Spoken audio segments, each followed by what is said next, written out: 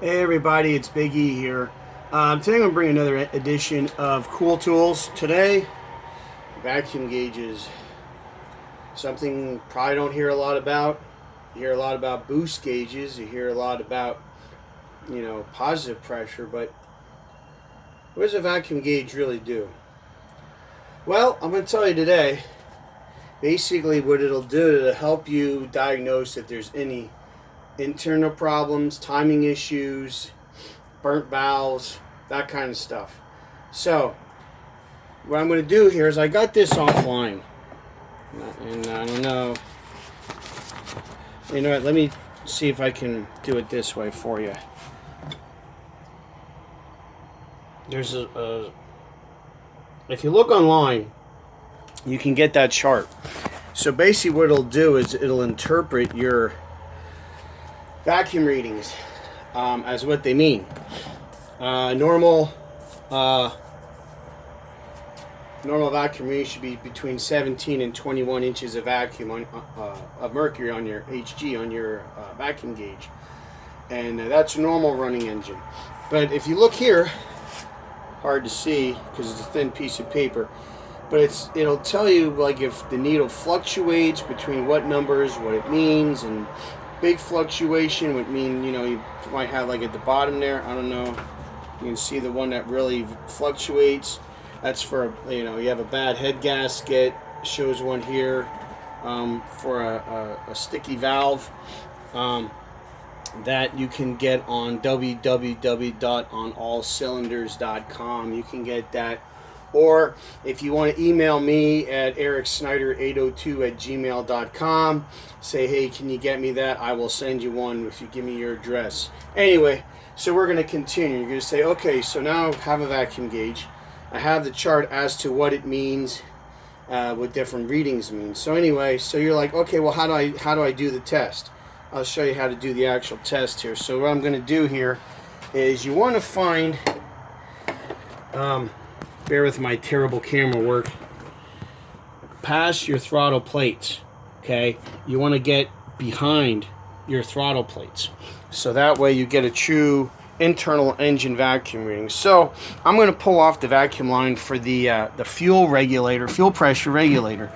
So I don't know if you can see that in there, but that's where I'm going to plug the vacuum line in on your intake manifold to see what to get a vacuum reading. So anyway, so what I'm going to do is I'm going to start the car up at this point, and we're going to see what vacuum reading we get.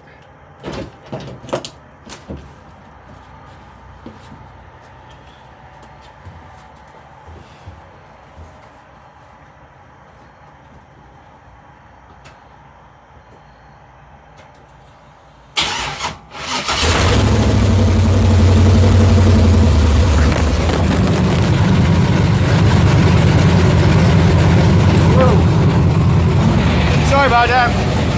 Alright. So, with the vacuum gauge,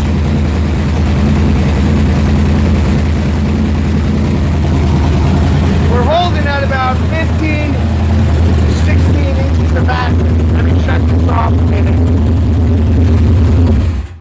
15 to 16 inches of vacuum. So, that tells me, with what they're saying here, they're saying 17 to 21. I'm looking here, it's right there in between late valve timing and being normal. Now, when I first hooked this up to the car, when I drove it, or not when I drove it, when I first hooked everything up and I was checking my timing, it was at like 13, 14. Okay, so I moved the timing a total of 15 degrees extra advance. Now, that being said, I'm afraid to move it anymore. Right at that 15, 16 mark.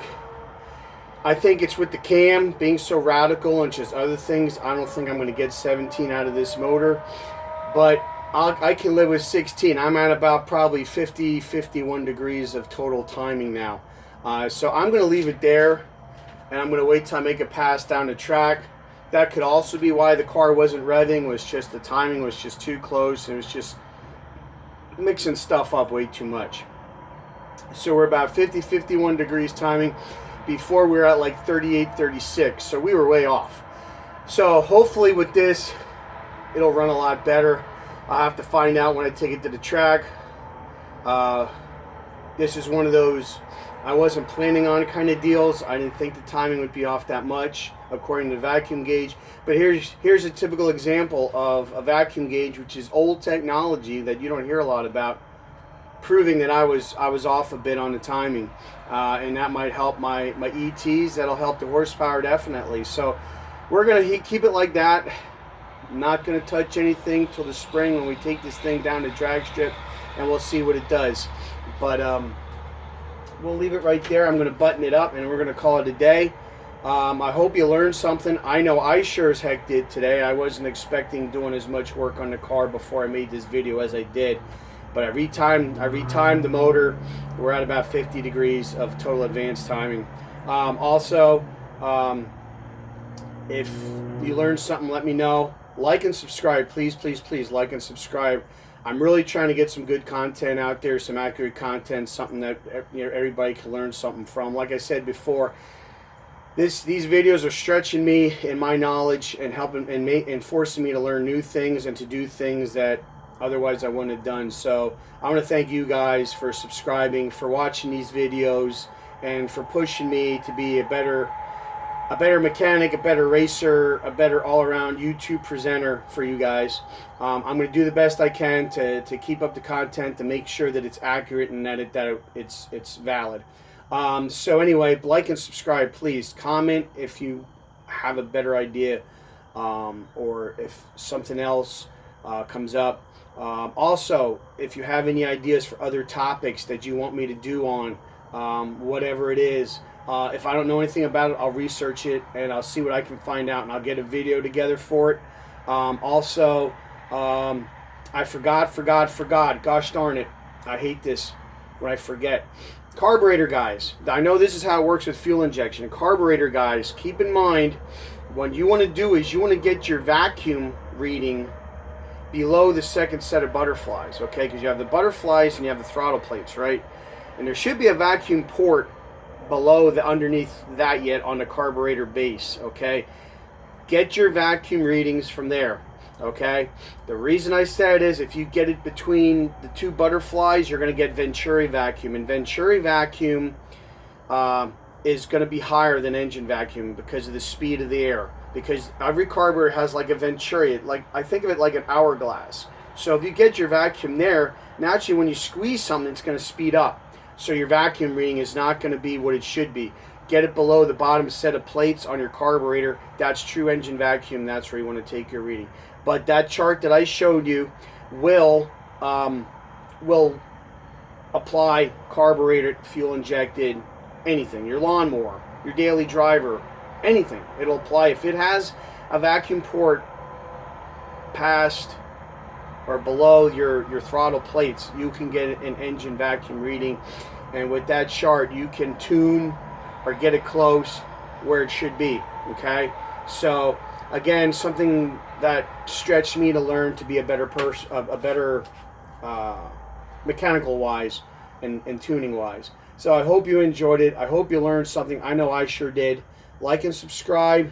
Also, you can check me out on Big E's Drag Specialties on Facebook, Eric Snyder 26 on Instagram, and you can email me any thoughts, ideas at ericsnyder802@gmail.com. Okay? Hey, thanks folks. Thanks for watching. I really appreciate it. Hope you learned something. And everybody take care of each other and watch out for each other. All right, take care now. Bye-bye now.